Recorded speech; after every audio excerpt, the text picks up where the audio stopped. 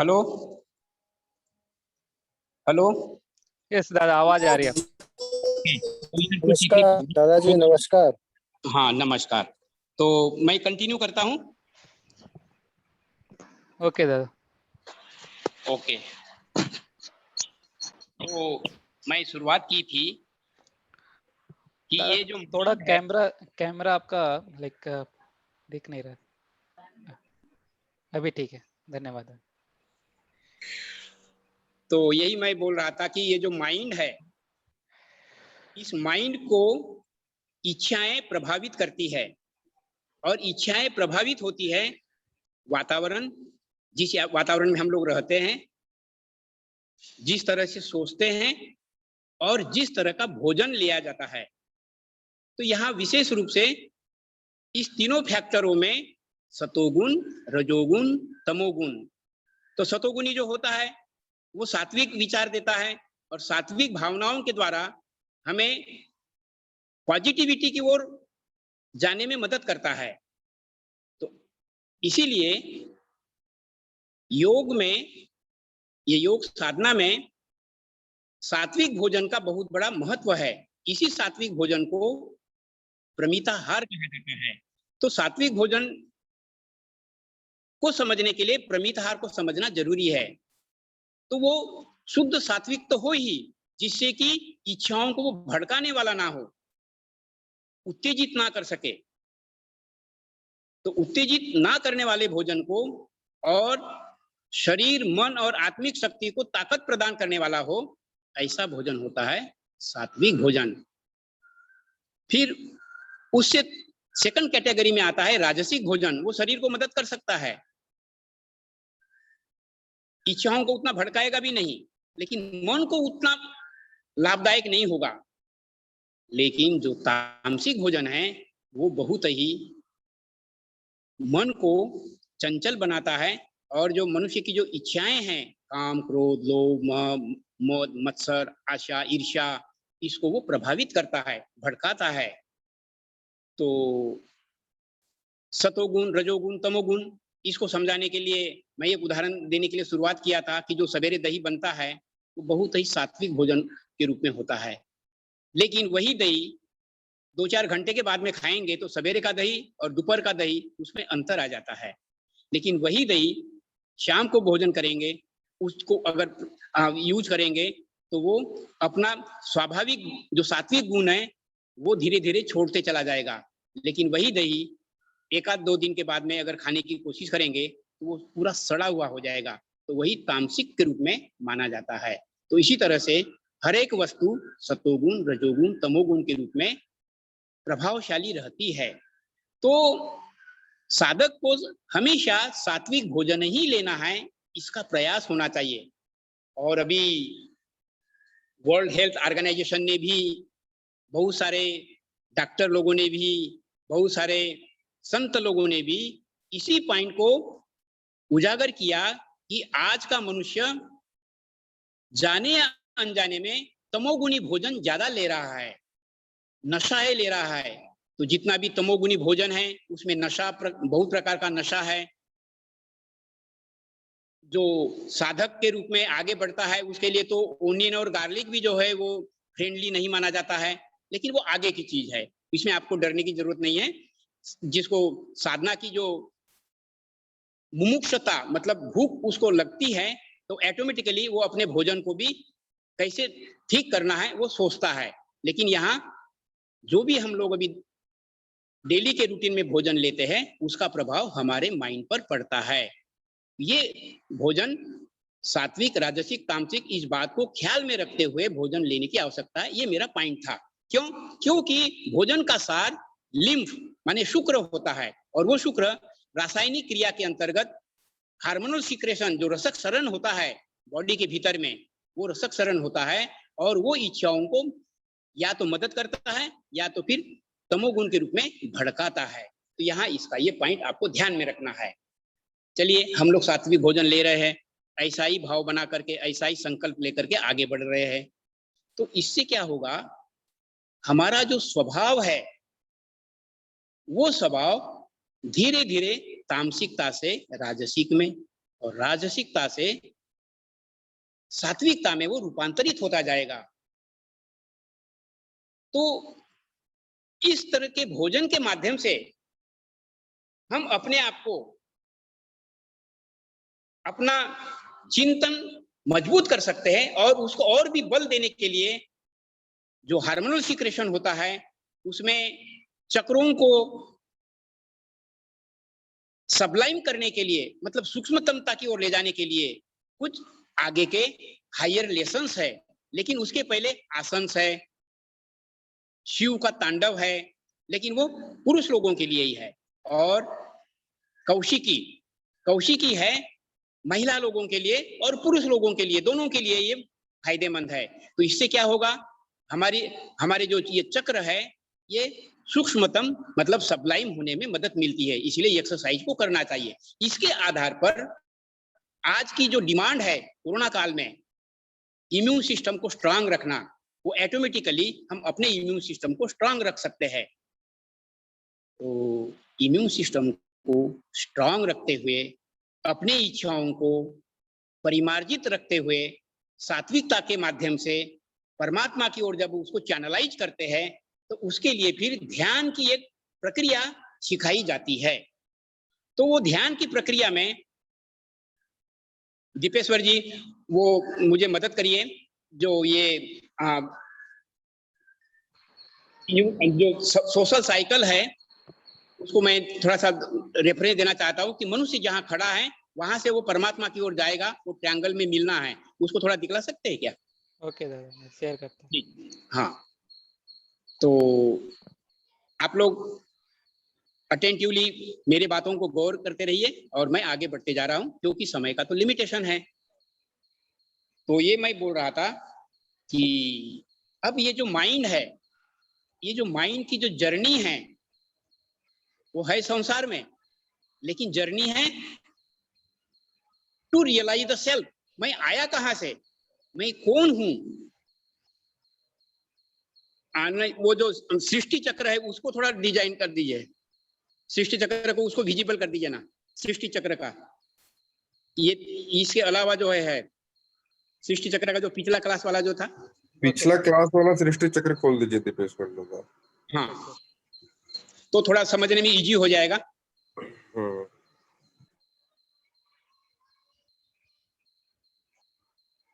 तो चलिए आप एक आइडिया भी लगाइए कि माइंड के रूप में मनुष्य जहां खड़ा है उससे आगे गैप है और उसके बाद में परमात्मा है। तो परमात्मा जो कि हमें बुला रहा है, वो बुला रहा है, इसीलिए हम अट्रैक्ट होकर के उस रास्ते पे चल पड़ रहे हैं, खोज में हैं, मुमुक्ष बन करके खोज रहे हैं। तो उस मनुष्य को वो जो जर्नी है मन की जर्नी है। अब ये मन, इसके बारे में भी हमने उसका स्वभाव बताया था।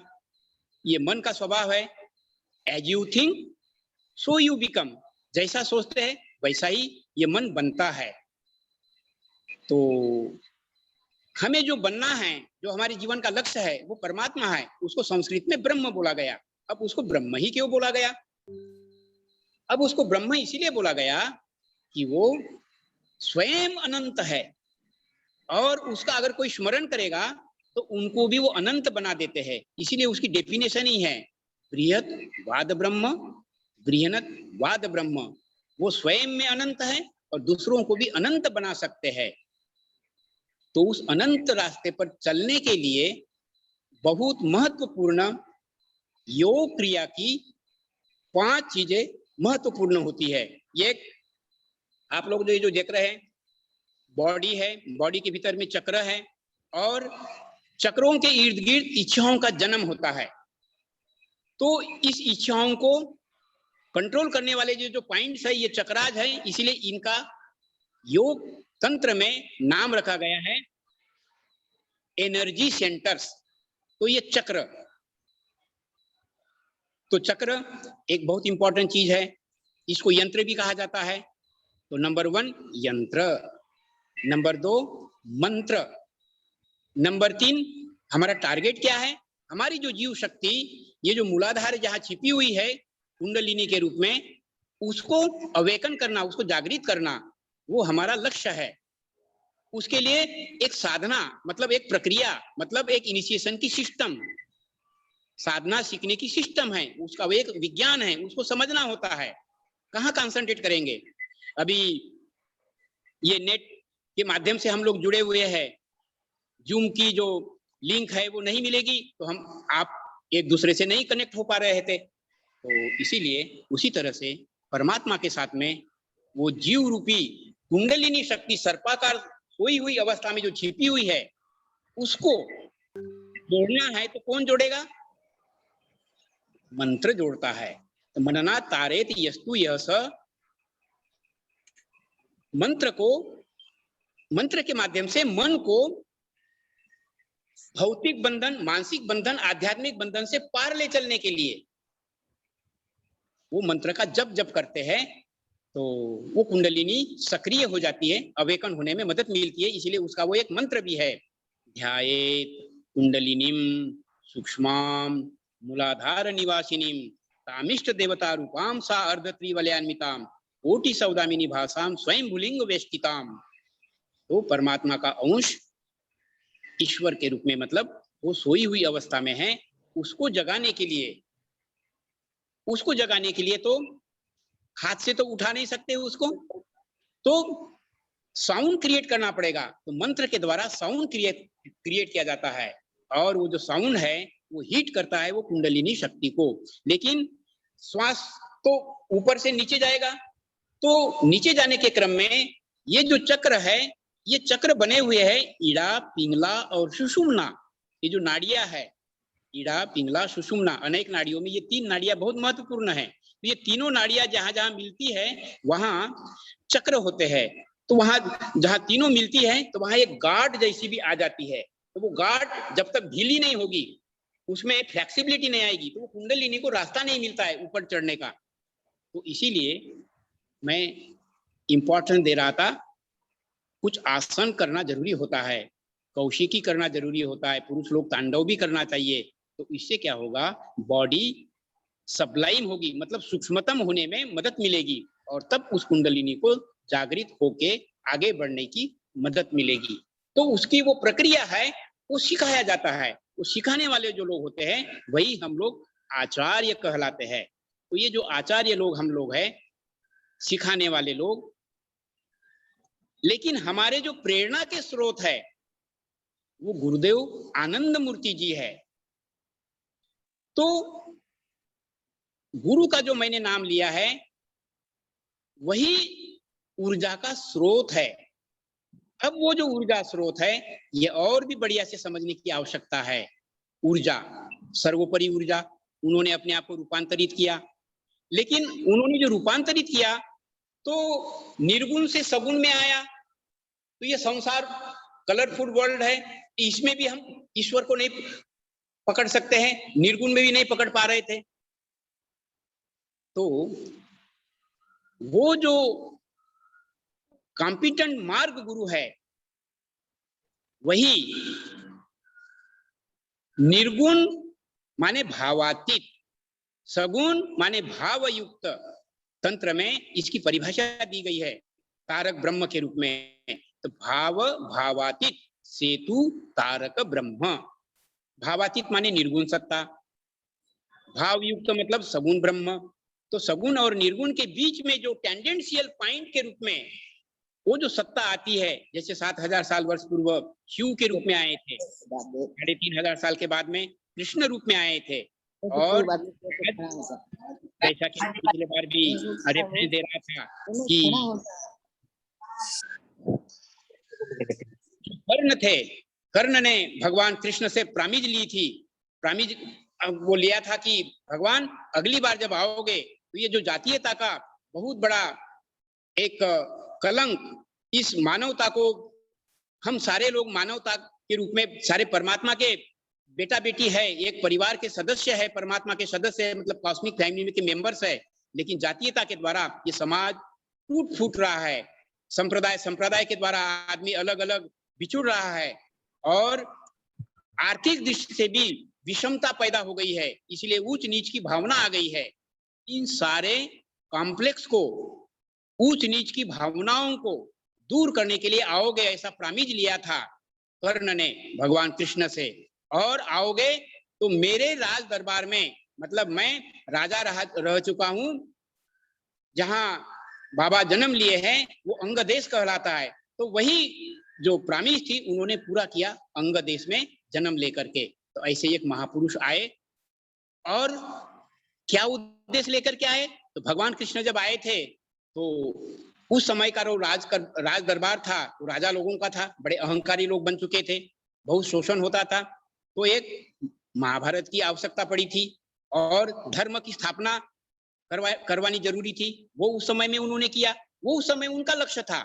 लेकिन आज अगर हम देखते हैं तो आज सारा संसार साइंस और टेक्नोलॉजी के द्वारा बहुत निकट आ चुका है। तो बहुत निकट आने के कारण इसमें वर्ल्ड ऑर्डर की व्यवस्था अगर नहीं होगी तो जो बड़े देश है छोटे देश के ऊपर में हावी हो जाते हैं, और जो अनेक देश है कोई पूंजीपति भावना के माध्यम से संसार में डोमिनेट होने की कोशिश करता है, कोई कम्युनिस्ट के रूप में डोमिनेट होने की कोशिश करता है, कोई अधिक अमीर होकर के डोमिनेट करने की कोशिश करता है, कोई संप्रदाय के द्वारा डोमिनेट होने की कोशिश करता है।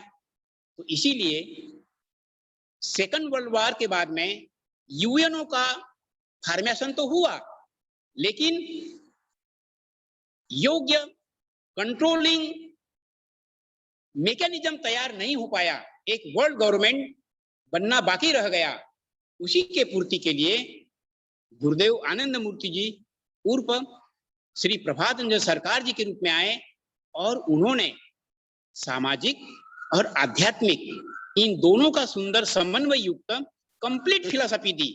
उसके बारे में मैं बार बार बीच बीच में लिखता भी हूँ, और विशेष जानकारी देने के लिए मैंने नंबर शेयर कर रखा है, हमारे आयोजक लोगों का भी नंबर है, तो उसके माध्यम से हम और विशेष जानकारी आगे शेयर कर सकते हैं। हमारा लिटरेचर है, हमारा कांटेक्ट नंबर है, इसके द्वारा आप जोड़िएगा तो विशेष रूप से और भी जानकारी दी जाएगी। लेकिन थोड़े शब्दों में मैं ये बताने की कोशिश कर रहा था कि जो तारक ब्रह्म के रूप आएंगे, तारक ब्रह्म के रूप में जो गुरु बन करके आएंगे तो उनका क्या परिचय होगा। तो ये मैं बैकग्राउंड दिया, इसी बैकग्राउंड को तंत्र में डिफाइन किया गया है 16 कला पूर्ण, जैसे शांतो दांतो कुलीनश्च विनीत शुद्ध वेशवान शुद्धाचारी सुप्रतिष्ठ सुचिर दक्ष सुबुद्धिमान आश्रमी ध्यान निष्ठंच तंत्र मंत्र विशारद निग्रह अनुग्रह शक्तो गुरु इत्याभिधीयते।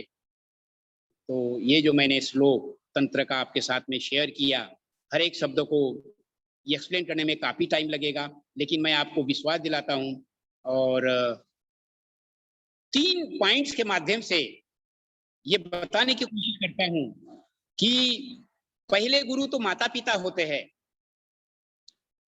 लेकिन जब बच्चा होनहार होता है, स्कूल में जाता है, कॉलेजों में जाता है, तो अनेक उसको मार्गदर्शक मिलते हैं, वे लोग भी गुरु है, समाज के गुरु भी होते हैं। लेकिन ये जो जितने भी गुरु लोग हैं ये लौकिक गुरु हो गए, क्योंकि यह मनुष्यधारी लोग हैं, जीव कोटि के लोग हैं। और हमारी यात्रा जो है, हमारा जो लक्ष्य है भव सागर से पार जाने का है, क्योंकि मनुष्य के रूप में हम लोग हाईएस्ट लेवल पर वहां खड़े हैं, अब बीच में तो गैप है, वही भव सागर है। और भव सागर के पार वो जो अनंत सत्ता है जिसने संसार को बनाया, वो न्यूक्लियस रूप में वहां है उपस्थित। इसीलिए दर्शन में उसका परिचय भी दिया गया है, परम शिव पुरुषोत्तम विश्वस्य केंद्रम। इस सारे संसार का जो केंद्र है, वो जो आकर्षक है, जिसको कि आकर्षक सत्ता को कृष्ण भी कहा गया है, शिव के रूप में सत्यम शिवम सुंदरम आनंददायक सत्ता वो वहां उपस्थित है, और उसका एक अपना तरंग है और वो हमें आकर्षित कर रही है। इसीलिए हम लोग इतने लोग यहाँ इकट्ठे हुए हैं। अर्थात attraction of the great natural way में वो काम करता है, तो वो हमें आकर्षित कर रहा है।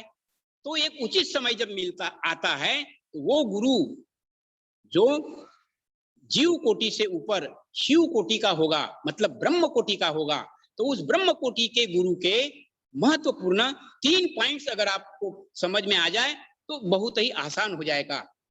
जैसे वो जो गुरु आएंगे, वो गुरु आएंगे, ये जो समाज है, इस समाज में क्या समस्याएं हैं, तो उसकी वो स्टडी करते हैं। जैसे भगवान कृष्ण के रूप में आए तो उन्होंने उस समय स्टडी किया और पांडवों को उन्होंने चुना एक अच्छा समाज बनाने के लिए महाभारत के रूप में। आज हम सब लोग जैसा कि खूब बढ़िया से समझ रहे हैं,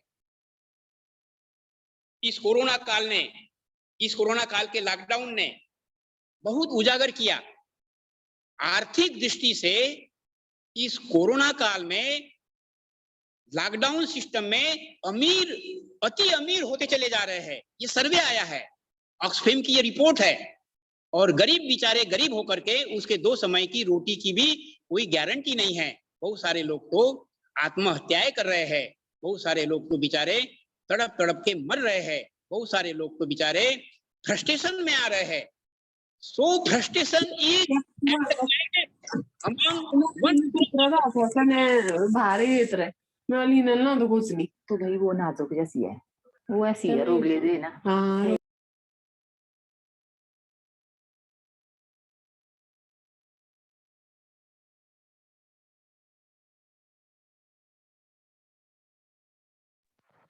हाँ प्रियतोषानंद, सॉरी, आप लाइक अनम्यूट कर लीजिए प्लीज, आपका म्यूट हो गया।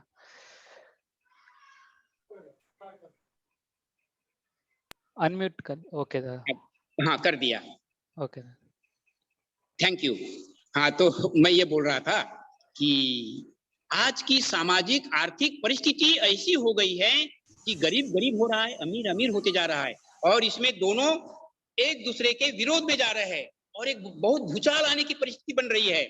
ऐसे ही परिस्थिति में जो महापुरुष के रूप में तारक ब्रह्मा आएंगे, उनकी ये ड्यूटी बनती है कि अगाध संपदा चंद हाथों में जो सिमटी है उसको कैसे डिसेंट्रलाइज किया जाएगा, उसका मैकेनिज्म आज के इस समय में किसी के पास में नहीं है। गरीब गरीब ही हो रहा है, अमीर अमीर ही होते चले जा रहा है। ऐसे परिस्थिति में प्रभात रंजन सरकार उर्फ श्री श्री आनंद मूर्ति जी के रूप में बाबा तारक ब्रह्म के रोल में आए हैं, तो उन्होंने एक ऐसा सामाजिक अर्थनैतिक समस्या का समाधान दिया। दूसरी चीज, ये जो इन्होंने समाधान दिया, ये किसी जाकर गुरुकुल में सीखे नहीं। भगवान कृष्ण को तो उस समय की ट्रेडिशन को एक्सेप्ट करते हुए वहां ट्रेनिंग लेनी पड़ी। यहाँ तो इस बार के वो जो तारक ब्रह्म आए हैं, वो फुल फ्लेज पावरफुल होकर के आए हैं। इसीलिए ना कृष्ण का कोई आध्यात्मिक गुरु थे, ना शिव का कोई आध्यात्मिक गुरु थे, ना गुरुदेव आनंद मूर्ति जी का कोई आध्यात्मिक गुरु है। अब आप इसमें थोड़ा सरल बनाने के लिए ये जरूर सवाल मन में आ सकता है जिनको पता नहीं है कि नहीं, भगवान कृष्ण का तो संदीपन गुरु थे, लेकिन इसका उत्तर संदीपन गुरु ने ही दे रखा है कि नहीं नहीं, राजा द्रुपद को बताने के क्रम में, राजा द्रुपद द्रौपदी के पिता थे और वो चूंकि अपने बेटी का विवाह कृष्ण साथ में करना चाहते थे, तो संदीपन गुरु को वो रिक्वेस्ट करते कि आपके वो शिष्य हैं, उनसे मेरे बेटी का हाथ दिला दीजिए ना। वो क्लियर करते कि नहीं, मेरे गुरुकुल में थे, ये मेरा सौभाग्य है, लेकिन उस शिष्य को जो मैंने पढ़ाया, ये मेरा सौभाग्य इसीलिए है कि वो साक्षात ब्रह्म रूप में है। और इसका प्रमाण क्या है कि बोले उन्होंने मुझको दक्षिणा के रूप में मेरे मरे हुए बेटे को जिंदा करके लाया। तो इस संसार के मालिक के रूप में थे भगवान कृष्ण। उन्होंने ही वादा किया था, जदा जदा ही धर्मस्य ग्लानिर्भवति भारत। और वही कृष्ण रूप आज आनंद मूर्ति रूप, जो कर्ण को वादा किया था अंग देश में जन्म स्थान के रूप में, अभी हम लोग जो है बहुत बड़ा उनका जन्मदिन मनाया, जहां जमालपुर में उनका जन्म स्थान है और दुनिया के लोगों ने उनको रिकॉग्नाइज किया और जन्मदिन मनाया गया। वो महापुरुष इस धरती पर आए हैं और वो गृही है। तीसरा गुरु का एक लक्षण होता है कि सन्यासी गुरु नहीं बन सकता है। सन्यासी मार्गदर्शन कर सकता है, लेकिन गुरु का रोल अदा नहीं कर सकता है। तो गुरु का रोल के लिए तो गृहस्थ ही बनना होगा। तो शिव के रूप में गृहस्थ थे, कृष्ण के रूप में गृहस्थ थे। आज बाबा आनंद मूर्ति जी जो हमारे प्रेरणा स्रोत है, वो गृहस्थ रूप में रहे हैं। तो ये 3 गुण के रूप में हम तारक ब्रह्म को फाइनलाइज कर सकते हैं। और हमने यही स्टडी करने के बाद में आपके साथ में हम शेयर कर रहे हैं कि ये जो कुंडलिनी शक्ति है, इसको जागृत करते हुए जीव को शिव में मिलाने वाले जो योग्य गुरु होंगे, वही गुरु आनंद मूर्ति जी इस संसार को इस युग में मिले हैं। तो इनके और बहुत सारे गुण हैं, अलग से समय दे करके उसको हम लोग पहले भी समझाया 3 क्लास में, अभी आगे के क्लास में भी समझाएंगे। लेकिन यहाँ गुरु के इंपॉर्टेंस को मेडिटेशन में उसका रोल, इस पॉइंट को मैं क्लियर कर रहा था। तो क्या पॉइंट बताया? चक्र मतलब यंत्र के रूप में, मंत्र। अब मंत्र क्या है? मनना तारेत यस्तु यह स मंत्र परिकीर्तिता, अर्थात ये जो मन है ये भौतिक बंधन में, मानसिक बंधन में है, इससे ब्रेक होकर के परमात्मा के साथ में मिलना है। तो वो जो मंत्र होगा उसकी विशेष क्वालिटी है, आप याद रख सकें, इसलिए मैं इतिहास का एक छोटा सा दृष्टांत आपके सामने शेयर करने जा रहा हूं। मंत्र की विशेषता एक्सप्लेन करने के लिए आप लोग भी जानते होंगे, शिकागो में विवेकानंद जी लेक्चर दे रहे थे। पहले तो वो कॉन्फिडेंस में नहीं थे उनको खड़ा होकर के लेक्चर दे, लेकिन जब अपने गुरु को स्मरण किया और उसके बाद में जब भाषण देना शुरू किया तो उसमें एक प्रसंग आता है, साइंस ऑफ मंत्रा। तो वो मंत्रा का साइंस बतला रहे थे। तो जिन्होंने उनको उस पार्लियामेंट में आने में मदद की थी वो अंग्रेज थे, वो संतुष्ट नहीं थे, तो वो भरी सभा में ही ऑब्स्ट्रैक्ट करते हैं, उनको डिस्टर्ब करते हैं, Swami ji I am not convince with your explanation. तो इनका प्रेजेंस ऑफ माइंड बहुत अच्छा था विवेकानंद जी का। वो स्टेज के पास में बैठे थे तो गए, यू फूल, ऐसा उन्होंने कहा। तो वो बहुत इरिटेट हुए। जब इरिटेट हो गए तो गए और उनको गले लगाया, see my dear brother, my intention was not to hurt you. मेरा ये जो उद्देश्य था आपको दुखी करने का नहीं था, आपको एब्यूज करने का नहीं था, आपको इंसल्ट करने का नहीं था।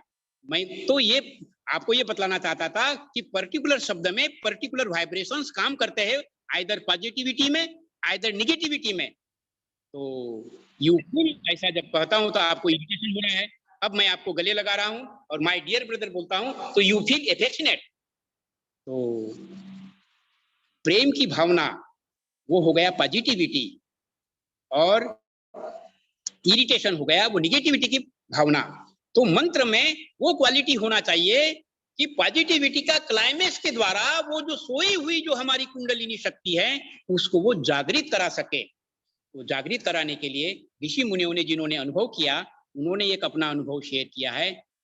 करो पुण्य अहोरात्रम, सेवा करना है तो एक सेवा तो संसार की है और दूसरा सेवा का पार्ट है जो हमारे प्रियतम इस संसार के जो मालिक है उनके प्रति भी हमारी सेवा बनती है, क्योंकि हम उसके शिष्य हैं, हम उनके अनुयायी हैं। तो अनुयायी के रूप में शिष्य को, गुरु को खुश रखना ही होगा। तो खुश रखने का सीक्रेट है कि उनका नाम 24 घंटा लेते रहना होगा। अब जिनको इसका बैकग्राउंड पता नहीं है बोलेंगे 24 घंटा कैसा उनका नाम ले सकते हैं?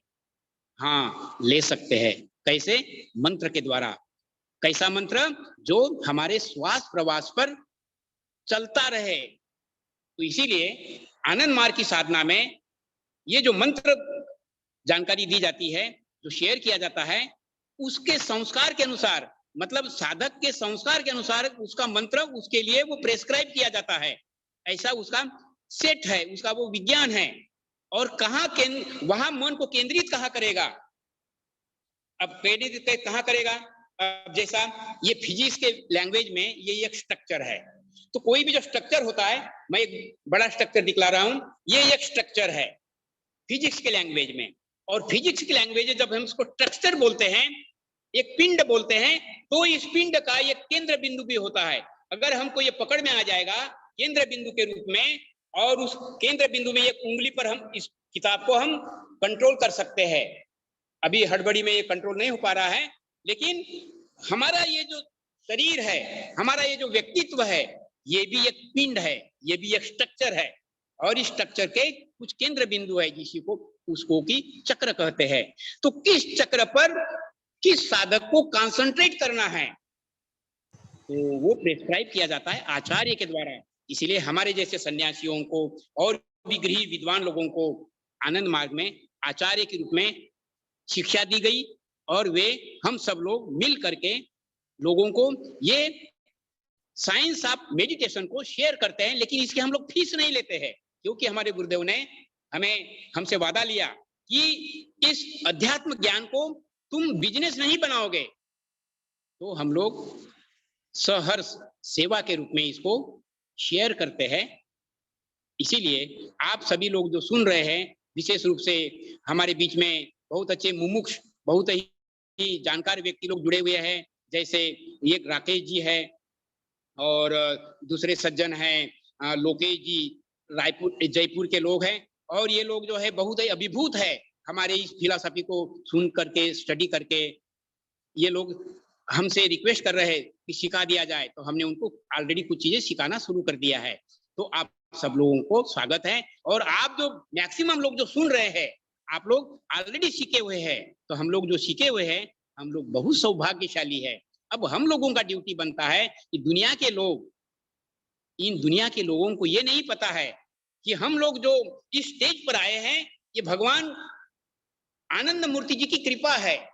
तो ये जो आनंद मूर्ति जी की कृपा है, उनका ये जो ज्ञान है, इसको शेयर करने के लिए ही, जैसा कि हम आपके बीच में आए हैं, इसकी हम आपको से कोई फीस नहीं ले रहे हैं, उसी तरह से आप लोग जो ट्रेनिंग ले रहे हैं, आप लोग जो ट्रेनर बन रहे हैं, ये ट्रेनर के रूप में आप लोगों का भी ड्यूटी बनता है कि आसपास में अपने परिवार से लेकर दोस्त लोगों को लेकर के समाज में ये बतलाना है। क्या बताना है? दैट लॉर्ड हैज कम, परमात्मा इस धरती पर आए हैं शिव के बाद, कृष्ण के बाद, और उन्होंने चूंकि क्रांतिकारी एक प्राउड नाम से सामाजिक अर्थनैतिक दर्शन दिया, जिसकी चर्चा मैंने पिछले तीनों क्लास में लिया था, उसका छोटा सा रेफरेंस अभी इस बार भी देना चाहूंगा। तो ये जो सामाजिक अर्थनैतिक दर्शन है, जिसकी मैं अभी जिक्र भी कर रहा था कि अगाध संपदा चंद हाथों में जो सिमटी हुई है, तो उसको डिसेंट्रलाइज करने के लिए, जो सेंट्रलाइज इकोनॉमी है उसको डिसेंट्रलाइज करने के लिए डिसेंट्रलाइज इकोनॉमी का फार्मूला प्रउत नाम के दर्शन में दिया गया है। प्र माने प्रगतिशील, उ माने उपयोग, त माने तत्व। तो ये जो प्रगतिशील उपयोग तत्व ये जो दिया गया, तो इसका एक बड़ा क्रांतिकारी स्लोगन भी रहा। वो स्लोगन क्या है? पूंजीवाद मनुष्य को गरीब बनाता है, गरीब और अमीर के बीच में खाई पैदा करता है, और साम्यवाद तो मनुष्य को हैवान बनाता है। ये 70 के दशक में अमेरिका ने भी सुना, रशिया ने भी सुना। तब हमारे आनंद मार्ग को, हमारे गुरुदेव को, हम सब लोगों को, मुझे याद है कि हमें इमरजेंसी में जेल में डाला गया था, टार्चर किया गया था। उसी दौरान में गुरुदेव ने अपने बहुत ही मिस्टीरियस गुणों का परिचय कराया। जैसे जज साहब गुरुदेव का स्टेटमेंट ले रहे थे, तो जज साहब पूछ रहे, baba I have to record your statement, in which language I should record your statement? बाबा आपका मुझे वक्तव्य लेना है, कौन सी भाषा में लूं? तो बाबा बोलते हैं, see by your grace I know more than 200 languages of the world and you can record my statement in any language you prefer। तो जज साहब तो बहुत ही भौचक्के हो गए। तो आगे को कहते हैं, हाँ उन्होंने जो हिंदी में बोला कि मैं 200 से ज्यादा भाषाएं जानता हूं, आप जिसमें चाहेंगे मेरा स्टेटमेंट ले सकते हैं, लेकिन आप अपने सुविधा के लिए you can record my statement in Cambridge style English. और कैम्ब्रिज स्टाइल इंग्लिश में बाबा ने अपना वक्तव्य दिया। इसी तरह से बाबा को जो जेल में रखा गया, फांसी लगाने की कोशिश कर रहे थे, लेकिन केस चूंकि झूठा था, इसकी लंबी कहानी है, इसको अलग से हम आपके साथ में शेयर कर सकते हैं। लेकिन जब फांसी नहीं लगा सकते थे, केस ढीला था, लेकिन वो छोड़ना नहीं चाहते थे बाबा को, किसी तरह से उनका हत्या करना चाहते थे। तो डॉक्टर के द्वारा, जेल के डॉक्टर के द्वारा उनको जहर दिया गया। तो बाबा ने भी 22 फरवरी को वो जहर डॉक्टर के हाथ से लिया। बोले तुम मुझको ये जो दवा दे रहे हैं ये जहर से कम नहीं है, तुम मुझको मारना चाहते हो ना, लेकिन मैं इसको खा रहा हूं। और 12 फरवरी एक ऐतिहासिक दिन है, हम लोग उसको नीलकंठ दिवस के रूप में मनाते हैं। बाबा ने वो दवा के रूप में जो जहर दिया गया था उनको खा भी लिया, डॉक्टर सामने थे, और बोला कि इसकी मैं न्यायिक जांच कराऊंगा डॉक्टर। तब डॉक्टर बहुत ही डर से भाग गया। तो गवर्नमेंट के कान को कहां जू लेने वाली थी, उन्होंने फास्टिंग रखा, इनडेफिनेट फास्टिंग, और हम लोगों ने केस जीतने के बाद में ही बाबा की फास्टिंग हम लोगों ने तुड़वाया। तो कोई ऐसा व्यक्ति होगा इस संसार में जो 5 साल 4 महीने और 2 दिन उपवास में रह चुका हो जेल नियम के अनुसार में, और जिन्होंने जहर के रूप में दवा दी गई थी, पूरा वो जहर ही था, उसको उन्होंने पचा लिया। तो ऐसा महापुरुष जो जहरों के जहर, ज्ञानों के ज्ञान, देवादि देव, आदि देव, महादेव के रूप में 7000 साल वर्ष पूर्व शिव के रूप में आए थे, वही 3500 साल पूर्व कृष्ण के रूप में आए थे। और आज मुझे कोई संकोच नहीं है आपके साथ में इस महापुरुष के बारे में जानकारी देने में। मुझे बहुत ही सौभाग्य प्राप्त हुआ आप लोगों के साथ में ये कड़वा सच बतलाने के लिए कि कृष्ण के बाद आज गुरुदेव आनंद मूर्ति जी आए हैं, और यही ब्रह्म विद्या जातीयता से ऊपर उठकर, संप्रदाय से ऊपर उठकर, विश्व हमारा धरती अपनी, विश्व पिता के लाल, नया संसार बसाएंगे, नया संसार बसाएंगे, नया इंसान बनाएंगे, इस संकल्प के साथ में धरती पर आए। यहाँ जो बहुत सारे लोग, मुमुक्ष लोग, सीनियर लोग, साधक लोग बैठे हैं, ये सब लोग जानते हैं, और ये लोग खुश इसीलिए हो रहे हैं, ये लोग जानते हैं, लेकिन ये चीज, नॉलेज, ये जो अनुभव है, ये जो जानकारी है, ये रिफ्रेश हो जाता है आदमी, इसलिए मन को अच्छा लगता है, इसलिए ये लोग सुन रहे हैं। लेकिन आप जो सीनियर साधक लोग हैं, अब हम सब लोग मिल करके दुनिया को इसको बढ़िया से जानकारी देना है कि संसार में शिव के बाद, कृष्ण के बाद बाबा आनंद मूर्ति के रूप में इस धरती को स्वर्ग बनाने के लिए आए हैं। To bring the heaven on the earth lord has come. तो उन्होंने गुरु के रूप में, तारक ब्रह्म के रूप में, महाकौल के रूप में ये साधना सिखा रहे हैं। अब महाकौल क्या होता है, आइए आध्यात्म तक का उस गूढ़ रहस्य पर। तो हमारी जो कुंडलिनी शक्ति सर्पाकार मूलाधार में जो छिपी रहती है, उसको जागृत करते हैं तो हमें कौल साधक कहा जाता है तंत्र की भाषा में। तो इस कुंडलिनी को जगाएगा कौन, कौन मदद करेगा? तो जिसकी कुंडलिनी सहस्रार में उपस्थित होगी। तो सहस्रार में उपस्थित होगी, इसका क्या प्रमाण है? तो जिनकी कुंडलिनी सहस्रार में विद्यमान होगी वो त्रिकालज्ञ होगा, अर्थात वो ओमनिशिएंट होंगे, मतलब अंतर्यामी होंगे। अंतर्यामी ही नहीं, सर्वशक्तिमान होंगे। और जब चाहे भक्त याद करेगा तो वो उपस्थित हो सकते हैं, सर्वव्यापी, ओमनी प्रेजेंट। तो परमात्मा के मतलब सदगुरु के अर्थात तारक ब्रह्म के 3 गुण ये अलौकिक है, और ये ब्रह्म कोटि के जो गुरु होंगे उन्हीं में ये 3 गुण होंगे। कौन से 3 गुण? ओमनिशिएंट माने अंतर्यामित्व, दूसरा सर्वसाक्षित्व, ओमनी प्रेजेंट, और ओमनीपोटेंट, सर्वशक्तिमान। तो मैं इतिहास का एक उदाहरण भी आपके साथ में शेयर करना चाहूंगा भगवान कृष्ण का। द्रौपदी ग्रेट डिवोटी थी, लेकिन अहंकार भी था। लेकिन वो समस्या में, तो जब भरी सभा में हस्तिनापुर में देखे कि मेरे हस्बैंड लोग, कोई भी उस राज दरबार का कोई भी व्यक्ति मुझे मदद नहीं कर रहा है, इवन भीष्म पितामह जैसे लोग भी जो है किम करते हुए मूड हुए, तब उन्होंने बहुत ही आकुति के साथ, मतलब समर्पण के साथ में भगवान कृष्ण को पुकारा। लेकिन पुकारने के क्रम में भी वहां कसर थी, एक हाथ गांठ पर, अपने साड़ी के गांठ पर पकड़ के एक हाथ से पुकार रही है, हे कृष्ण बचाओ, हे कृष्ण बचाओ। लेकिन कृष्ण 7 समुद्र पार वृंदावन में इंतजार कर रहे हैं कि द्रौपदी दोनों हाथों से मुझको कब समर्पित कर रही है। और लास्ट में जब दोनों हाथों से जब समर्पित करती है, lord appears then and there. 7 समुद्र पार से भी हस्तिनापुर में वो उपस्थित हो गए।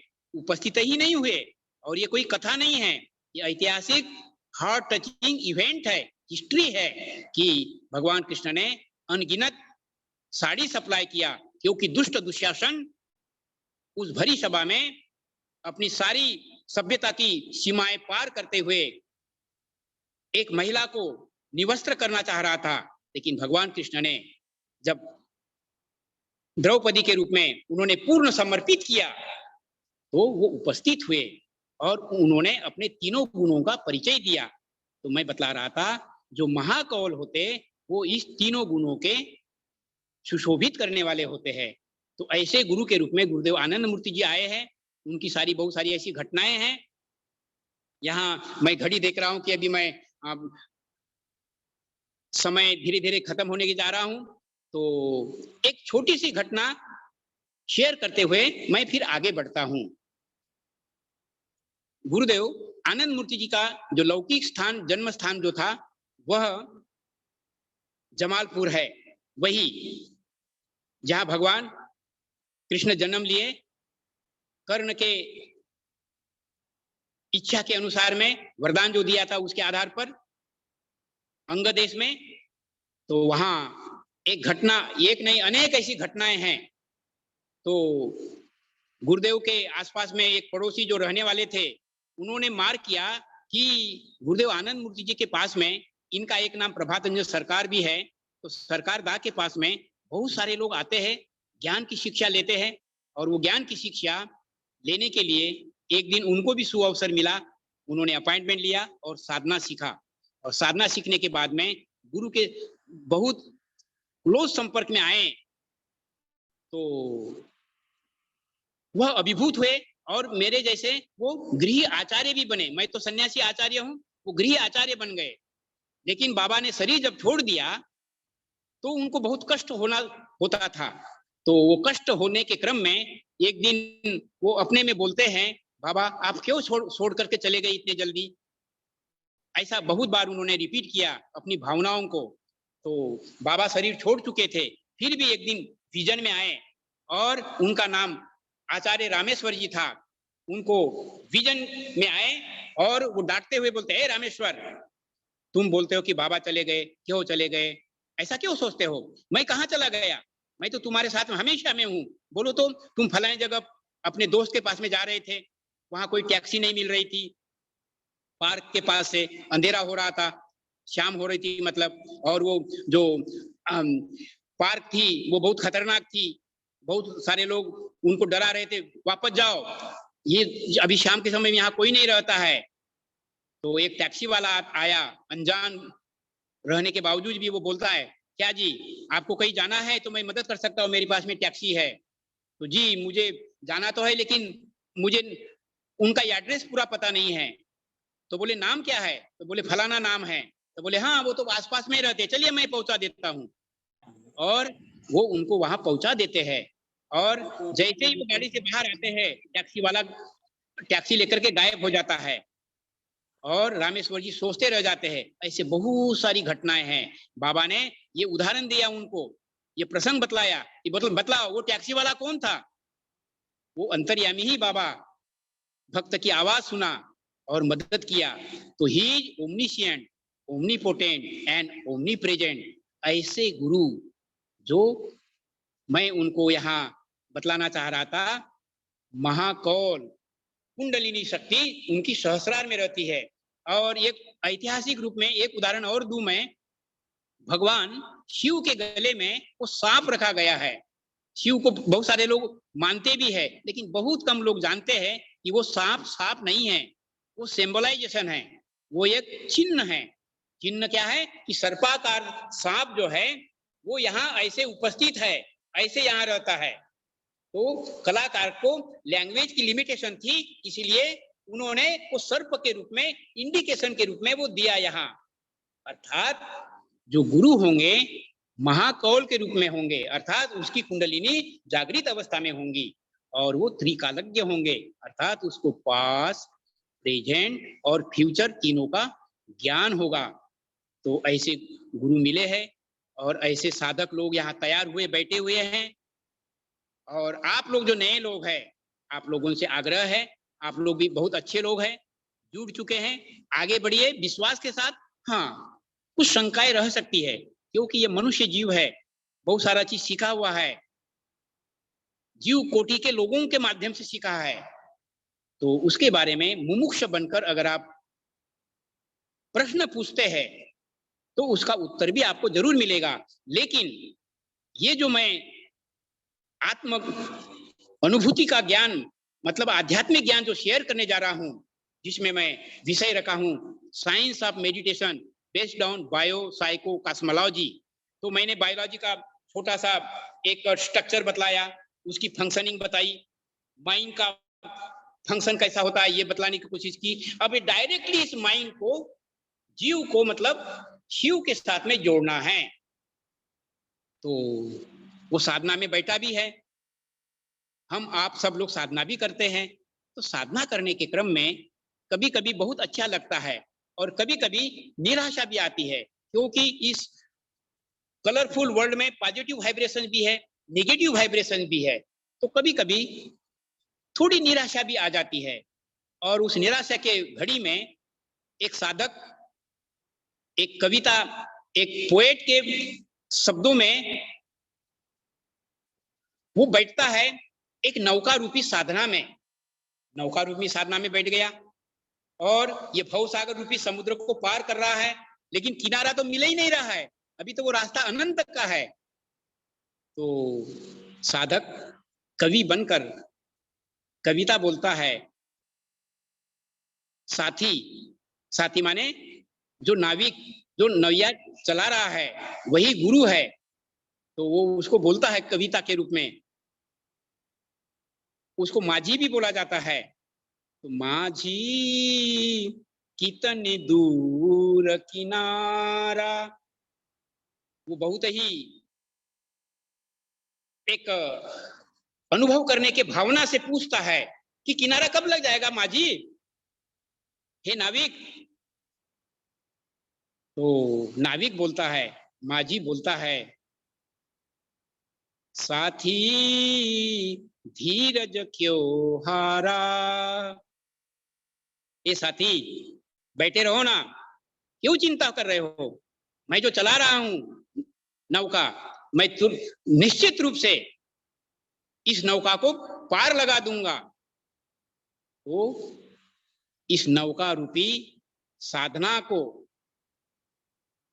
साधना ही नहीं, साधना तो आकर के सीख के अभ्यास किया जाता है, अब इस साधना को ये अनुभव करना है, ऐसा शरीर बनाना है, ये साधना मतलब, ये शरीर मतलब highest temple of the God, अर्थात इस शरीर को जो कि विषयों की गठली कहा जाता है कबीर जी के शब्दों में। तो कबीर जी कैसे बोलते हैं उसको, अरे मानव ये जीव विष की गठली, गुरु है अमृत की खान, शीश दिए गुरु मिले तो भी सस्ता जान। तो ऐसे गुरु जो जान देकर भी मिल जाए, उस गुरु को तुम वरण करो, तो वो गुरु कौन होंगे, वो 16 कला पूर्ण होंगे, जो मैंने श्लोक में बतलाया, तंत्र का श्लोक है। लेकिन समय के लिमिटेशन में मैं सब एक्सप्लेन न करते हुए मैं 3 गुणों को एक्सप्लेन किया। तो 3 गुण जो कि गृही हो, जिसके कोई गुरु नहीं हो, और वह एक संकल्प लेकर के आया हो जिसको सामाजिक और आध्यात्मिकता का सुंदर स्थापना करनी हो। तो एक उन्होंने जो सामाजिक दर्शन दिया है उसमें उन्होंने एक्सप्लेन किया है कि अगाध संपदा परमात्मा का ही ये बहुत बड़ा भंडार है, image concentration of the resources are there, लेकिन इसको उचित रूप में, विवेक रूप से कौन डिस्ट्रीब्यूट करेगा, कौन कंट्रोल करेगा। जैसे कि एक बहुत बढ़िया कार है सेठ जी के पास में, सेठ जी तो चलाना जानते नहीं है और ड्राइवर मिल गया तो शराबी मिल गया। तो बतलाइए तो, शराबी ड्राइवर अगर एम्बेसिडर कार या और बहुत बढ़िया कॉस्टली कार, आजकल तो एक से एक बढ़िया बढ़िया कार आई हुई है, तो उसका अगर संचालन करेगा तो वो जो शराबी ड्राइवर होगा उस कार में बैठने वाले का हश्र क्या होगा। तो आज परमात्मा ने अगाध संपदा दे रखी है, इसका संचालन करने के लिए, इस समाज को संचालित करने के लिए आज की शिक्षा, जिसको कि हम लोग कहते हैं अध्यात्म के बिना शिक्षा अधूरी। अभी किसी यंग लड़के को बोलो अरे स्मोकिंग नहीं करो, तो जो समझदार लड़का है वो तो तुरंत फेंक देता है, लेकिन जो दुष्ट प्रवृत्ति के होते हैं, जो मटेरियलिस्टिक मानसिकता के होते हैं, वो हंसते हैं, बोले आपको भी हम पिला सकते हैं। ऐसी धृष्टता बोल करके वो बहुत ही रफ शब्दों में पेश आते हैं। तो ऐसा समाज आज का बना हुआ है, आज की मानसिकता बहुत ही क्रिमिनल बन चुकी है।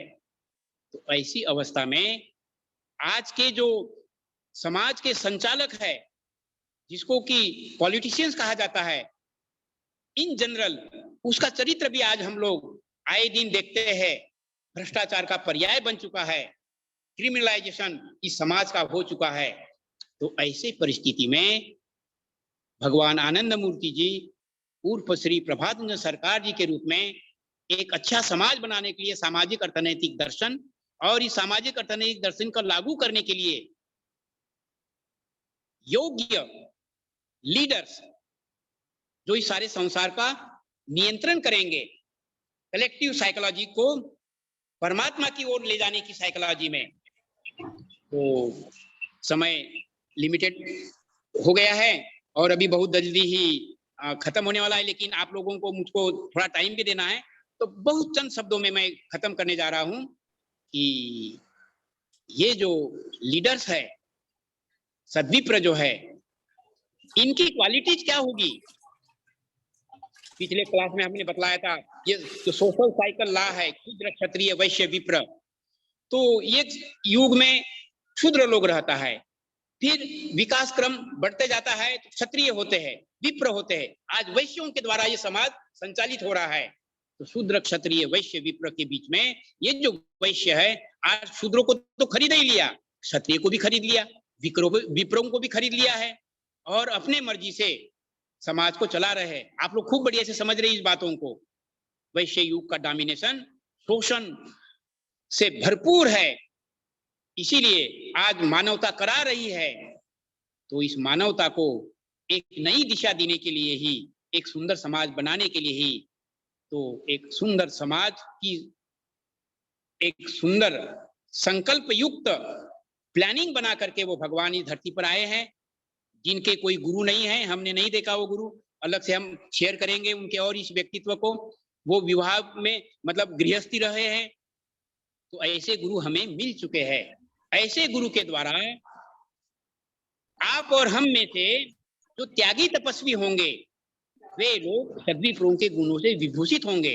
दूसरे शब्दों में ये जो नए व्यक्तित्व निर्माण होगा, they will be known as the class personalities, और उनका उद्देश्य क्या होगा, टू प्लीज द परम पुरुष, मीन्स टू प्लीज द गुरु।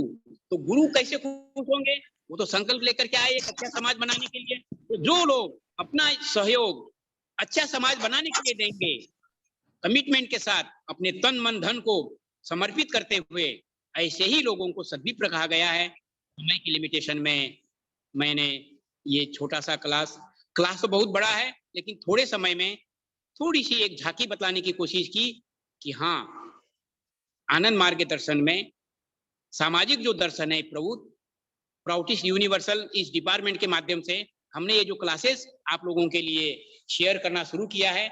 आगे भी हम अभी डिसाइड नहीं कर पाए अगला क्लास कब होगा, लेकिन हर सैटरडे को ये क्लास हम लेते रहेंगे। तो आप लोगों को अगला क्लास अगले सैटरडे को, मतलब शायद 5 तारीख को आता है शायद, तो उसमें आप सब लोगों का स्वागत होगा। आप लोग लिंक के लिए इंतजार करिएगा। और आप लोगों ने बहुत ही शांतता के साथ में सुना है, लेकिन आपके मन में अगर कोई सवाल है तो थोड़ा सा समय है, इस समय में आप अपना क्वेश्चन रख सकते हैं। आपका स्वागत है, इसीलिए मैं आपका क्वेश्चन इनवाइट कर रहा हूं। You are welcome. यस दादा, बहुत बहुत धन्यवाद दादाजी। आपने बहुत सारे पॉइंट लाइक भावयुक्त में भावपूर्ण वे में आपने टच करते हुए लाइक हमारे लाइक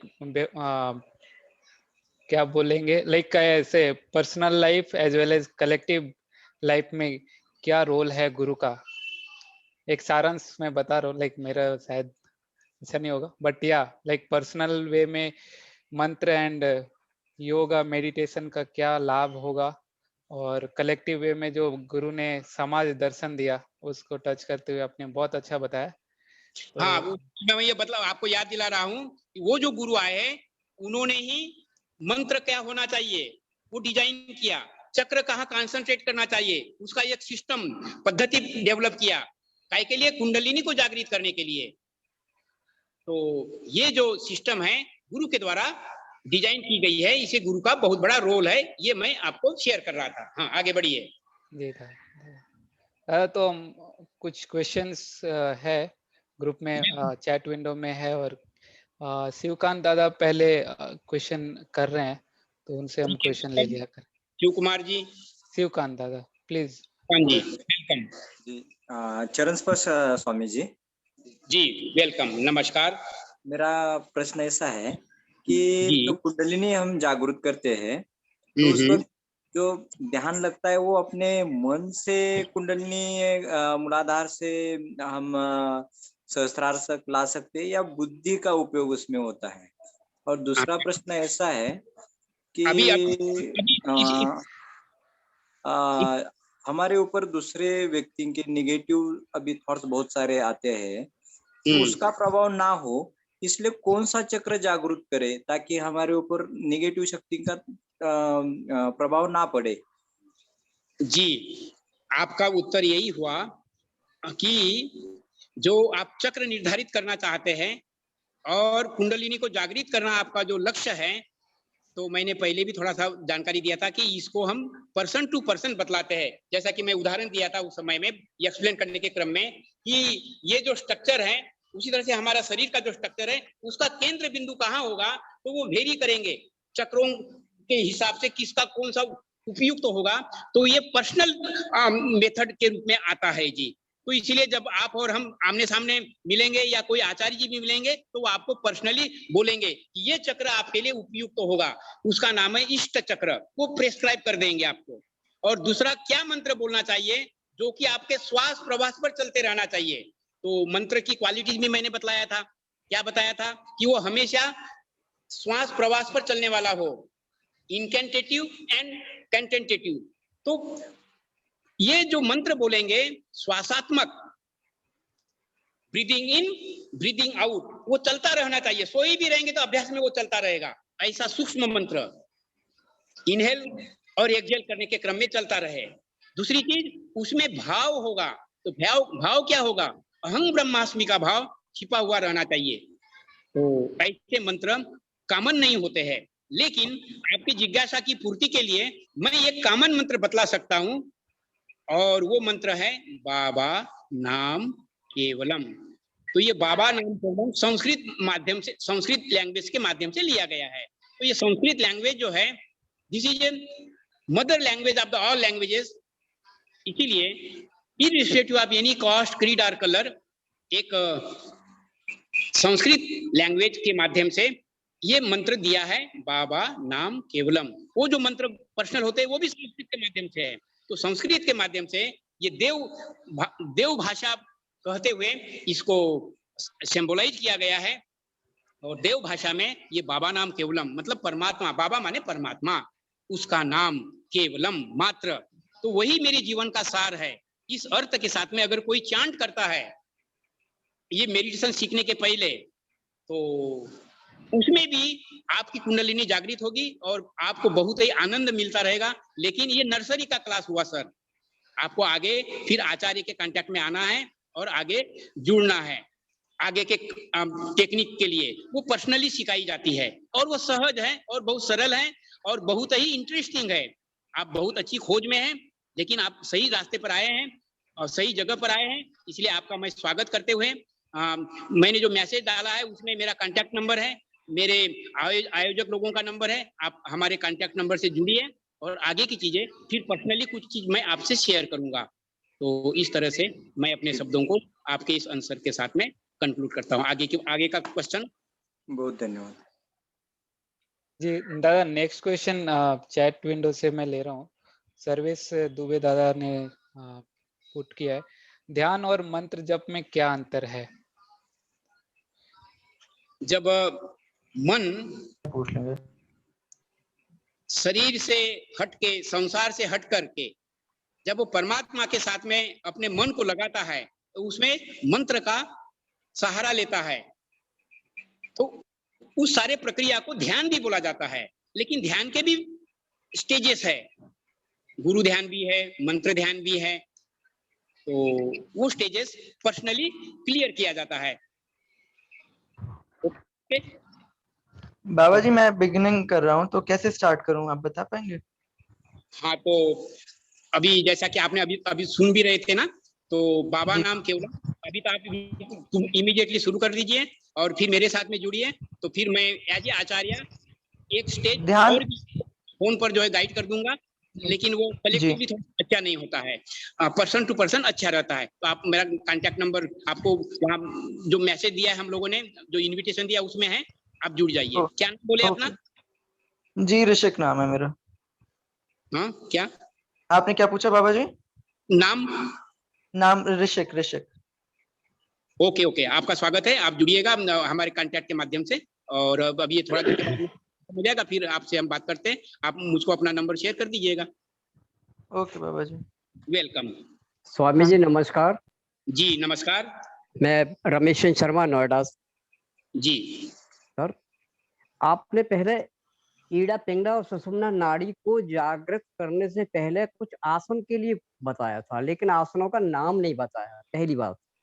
दूसरा ये कि जब हम ध्यानावस्था में बैठते हैं और अपनी प्राण वायु को सुषुम्ना के द्वारा मूलाधार चक्र पर पहुंचाते हैं और मूलाधार से फिर पुनः हम आज्ञा चक्र पर आते हैं और हमारे विचार बिल्कुल शून्य रहते हैं, मतलब हमारे दिमाग में कोई भी विचार कैसा भी नहीं आता है। जो हम अपने इष्ट को याद करते हैं, मान लो कोई आदमी गणेश जी को पूजन करता है, कोई अपने पितृव्यों को ध्यान में रखता है, तो उस आज्ञा चक्र पर जब हम ध्यान लगाते हैं तो कोई नेगेटिव या इधर उधर का कोई भी विचार दिमाग में नहीं आता है। उस अवस्था में बैठते हुए हमें एक प्रकाश पुंज भी दिखाई देता है, तो उसमें हम क्या महसूस करें कि हम कहाँ तक पहुंचे हैं, क्या है क्या नहीं। जी, आपका सवाल तो बहुत अच्छा है। ये अध्यात्म मुख्य लोग ऐसा सवाल पूछ सकता है, लेकिन अब आप जो मुझको पूछ रहे हैं, आप श्रोता के रूप में नहीं पूछ रहे, आप साधक के रूप में पूछ रहे हैं। और साधक जब क्वेश्चन पूछता है आचार्य को, तो आचार्य और साधक इनके बीच की वो कड़ी होती है, वो जनरल नहीं हो पाती है। इसीलिए मैं आपकी मदद करना चाहूंगा, मदद करने के लिए मैं हूं, लेकिन व्यक्तिगत आप जुड़िएगा तो फिर इसका आंसर आपको बढ़िया से मिल सकेगा। हालांकि आपने जो सवाल पूछे उसमें शब्दों का भी काफी परिमार्जन और उसमें सुधार करने की आवश्यकता है, लेकिन आपने मोटे रूप में पूछा। आई वेलकम योर इंटरेस्ट, लेकिन जो उद्देश्य है वो वायु को चढ़ाना नहीं है, चढ़ाना है कुंडलिनी शक्ति को। और कुंडलिनी शक्ति, और इसको स्पष्ट करने के लिए मैं थोड़ा कहूं, ये कुंडलिनी शक्ति कोई भौतिक वस्तु नहीं है, ये मानसा आध्यात्मिक भाव है। तो ये मानसा आध्यात्मिक भाव है, वो सर्पाकार के रूप में हमारे कुंडलिनी के रूप में, मुझे मालूम है, वो जीव शक्ति के रूप में छिपा हुआ है। उसको गुरु की कृपा से ही जागृत किया जाता है। अब आइए ना, आप थोड़ा धैर्य रखिए और हमसे व्यक्तिगत रूप में पूछिएगा। वो मुझे मालूम है कि मूलाधार चक्र में कुंडलिनी सुप्तावस्था में पड़ी हुई है, उसको जागृत करने के लिए कि हमें आज्ञा चक्र से सुषुम्ना में ही पहुंच के, और ये सुषुम्ना सवाल से भी हम अपने विचारों के द्वारा ना हम ऊपर जहाँ ब्रह्मांड में घूम आए, ये मान के चलिए आप। ये यहाँ ऐसा सवाल नहीं हो पाएगा आंसर, ये अच्छा व्यक्तिगत चलो ठीक है सर, ठीक व्यक्तिगत मिलिए, आपकी मैं जरूर सेवा करना चाहूंगा। ठीक है सर, ठीक है। एक्सक्यूज मी, क्योंकि कुछ चीजों का अब जैसा ये आपका सवाल जो है ना वो बीए कोर्स का है, और यहाँ अगर अब मैट्रिक कोर्स वाले या 2-4 क्लास वाले बैठे वाले हैं तो उसको वो फिर उचित नहीं बनता है, इसलिए हाँ आपके नहीं ठीक है सर, ओके वेलकम जी। Please excuse me, don't take it otherwise. ठीक है सर, ठीक है, ओके सर, स्वागतम जी। many many thanks दादा, like आपने like एक्सप्लेन किया जितने भी क्वेरीज थे। हमारे साथ अभी क्वेश्चंस तो नहीं है, आप कुछ क्लोजिंग सेशन में अगर कुछ बोलना चाह रहे हैं दादा तो प्लीज। हाँ बोल सकते हैं। बहुत अच्छा, तो समय तो ऑलरेडी हो चुका है, लेकिन Yes. मुझे थोड़ा सा समय और दिया गया है, तो मैं यही कहना चाहूंगा कि जो साधक होगा उस साधक का फार्मूला क्या बनेगा। तो कुछ फार्मूले हैं साधक के लिए, जैसे बहुत सारे लोग ये बोलते हैं कि मैं तो कोई वो डीप साधना के बारे में तो नहीं जानता हूं और मैं ना इसकी जरूरत भी समझता हूं। ऐसे बहुत सारे लोग हमारे सामने आते हैं और बोलते हैं आचार्य जी, स्वामी जी, बस दूसरों को कष्ट नहीं देना चाहिए, दूसरों की सेवा करनी चाहिए। इस तरह से कुछ बातें यम नियम की बात बोलते हैं। तो जो यम नियम है वो 10 है, वो तो 2-4 चीजें ही वो लोग उनको जानकारी है, वो उतना ही बोलता है। तो ये जो यम नियम है ये भी आवश्यक है, लेकिन ये जीवन के लक्ष्य के रूप में नहीं है, ये आधारशिला है। तो इसका फार्मूले के रूप में कैसे बनेगा? Morality is the base, morality base है। लक्ष्य क्या है? परम पुरुष is our goal to realize the self, और उसका जो रास्ता है वही साधना है। तो वही मैं साधना का एक छोटा सा सारांश बतला रहा था। वो डीप साधना तो प्रैक्टिकल होती है, अभी जो मैंने बताया वो थियरी बताई। तो ये जो थियरी है ये मात्र 1-2% है, और जो प्रैक्टिकल करने की है वो 99% है। तो जो प्रैक्टिकल सीखना है, जैसे नोएडा वाले भाई साहब ने जो पूछा, तो वो एकदम प्रैक्टिकल में आना चाहते हैं। तो प्रैक्टिकल में आने के लिए वो आचार्य के साथ में संबंध स्थापित कर ले, और मैंने उनको रिक्वेस्ट किया कि आप हमसे जुड़िए, तो निश्चित रूप से उसकी मदद कर सकते हैं, मदद करेंगे। और वो जो कुंडलिनी है वो एक भाव ही तो है, तो उस भाव को कैसे जागृत करना है, तो उसके लिए उनका जो मंत्र होगा वो कॉमन नहीं होगा। ये बाबा नाम केवलम ये तो कॉमन मंत्र है, इसको आप करिए, सबको मदद करेगा। लेकिन हाँ आचार्य जी, सर आपने अभी भी 10 नियम बताए थे, लेकिन यम नियम, आसन, प्राणायाम, प्रत्याहार, धारणा, ध्यान, समाधि, ये तो केवल 8 है। 2 और कौन से हैं वो मुझे बताने का कष्ट करेंगे क्या? हाँ नहीं, मैंने तो बोला यम नियम। यम नियम का मतलब आसन, प्रत्याहार, धारणा, ध्यान और समाधि, ये 8 है सर। वेट जो बतलाया ना वो यम नियम आसन, हाँ यम और नियम के 5 नियम है, तो वो 10 हो गए। वो अष्टांगिक योग है, ये 8 हाँ है। और जो मैं बतला रहा हूँ वो यम नियम 10 है। अहिंसा, हाँ वो तो है, उसके 5 नियम है। वो यम नियम के 5 है, 5 नियम के। यम तो नियम, प्रत्याहार, धारणा, ध्यान और समाधि, ये 8 हो गए। तो आपने वो 10 Yes, अच्छा रमेश, आगे वाले रमेश यम दादा, नियम आपने 10 बता दिए। ठीक है सर, ठीक है। रमेश दादा प्लीज आप सुनिए दादा का। अच्छा 5 शौच, संतोष, तप, स्वाध्याय। हाँ बिल्कुल, स्वाध्याय, हाँ ठीक है। ये ऐसे है नियम के दादा 5 जी। ये ध्यान लगाते हैं, योग ध्यान करते हैं तो मन स्थिर नहीं होता, मन इधर उधर भटकते रहता है। जी बिल्कुल आप सही बोल रहे हैं, और इसको मैं और भी आपको सरल बनाने के लिए कहूँ, यही सवाल जब ये रामकृष्ण परमहंस के शिष्यों ने जब पूछा कि गुरुदेव हमारा ध्यान तो लगता नहीं है, और ये जो नरेंद्र है, विवेकानंद बन गए बाद में, बोले ये तो एकदम ध्यानस्थ बन गए, ध्यानस्थ बैठ गए थे, और सांप भी इनके ऊपर से चला गया था, इनको पता ही नहीं लगा। तो आप जो है लगता है कि पार्शियलिटी करते, इनको विशेष बतलाया, हमको तो ये चीज बतलाया नहीं। तो उन्होंने मतलब रामकृष्ण परमहंस ने उसका उत्तर दिया नदी में जाने के बाद में। पहले तो उस सवाल पूछने वाले को डुबाया पानी के नीचे, फिर बाद में जगाया, उठाया मतलब। तो वो पूछता है कि आप तो मुझको मारने जा रहे थे। तो बोले क्यों मर रहा था? तो बोले प्राण वायु के बिना तो मैं कुंठित हो रहा था। तो बोले ऐसा ही तुम ये भाव लोग है कि परमात्मा के बिना मैं नहीं जी सकता हूँ, ऐसी भावना के साथ में ऐसी साधना, जो साधना शायद अभी आपको मिली नहीं है, माफ करना, वो मिलिए आप हमसे का तो हम आपको और क्लियर कर देंगे कि संसार में है लेकिन संसार से कैसे विड्रॉ होना है उसका टेक्निक है जी। इस शरीर में है लेकिन शरीर से भी कैसे विड्रॉ होना है उसका भी टेक्निक है जी। और उसके बाद में ये जो जीव है शरीर रहित, मन अपना संसार रहित, फिर वो जीव को मंत्र के द्वारा परमात्मा के साथ में अभ्यास करेंगे तो ये निश्चित रूप से practice makes a man perfect. तो ये एक विधि है जी।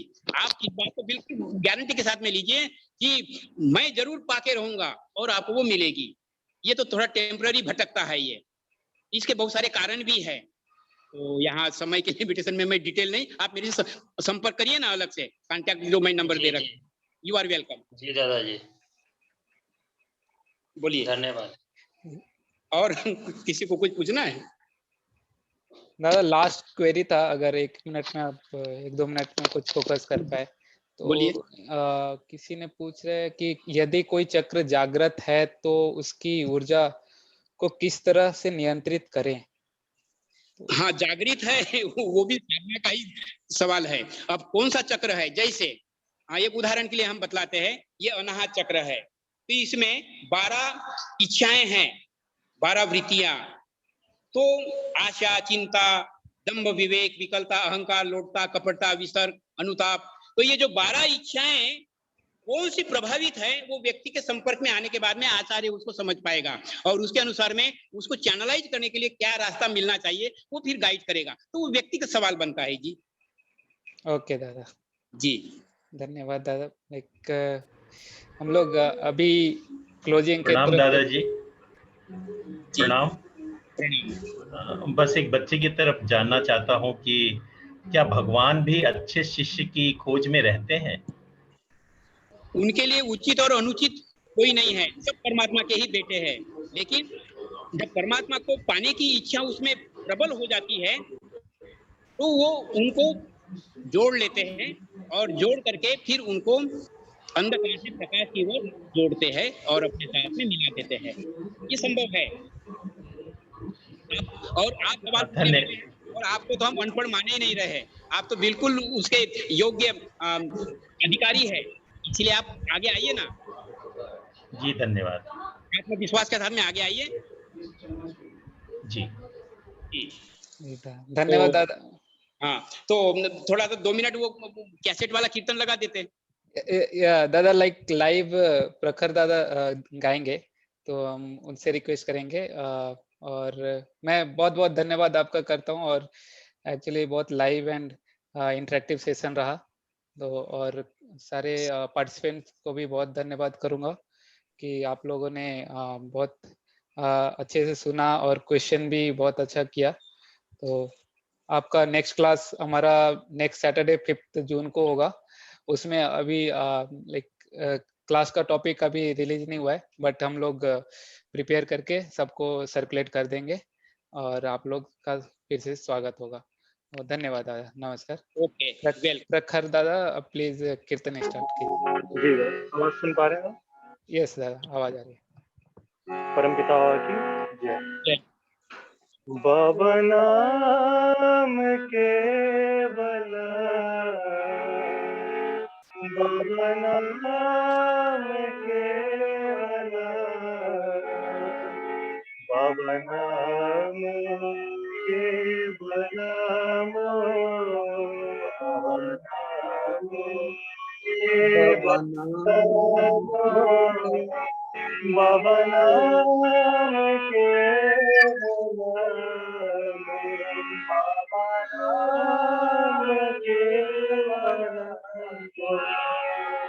बाबा नमो केवाला, बाबा नमो केवाला, बाबा नमो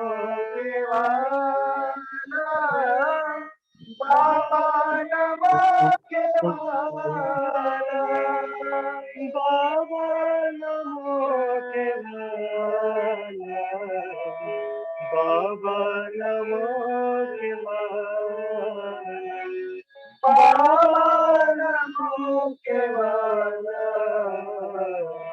बाबा नमो केवल बाबा नाम केवल बाबा नाम केवल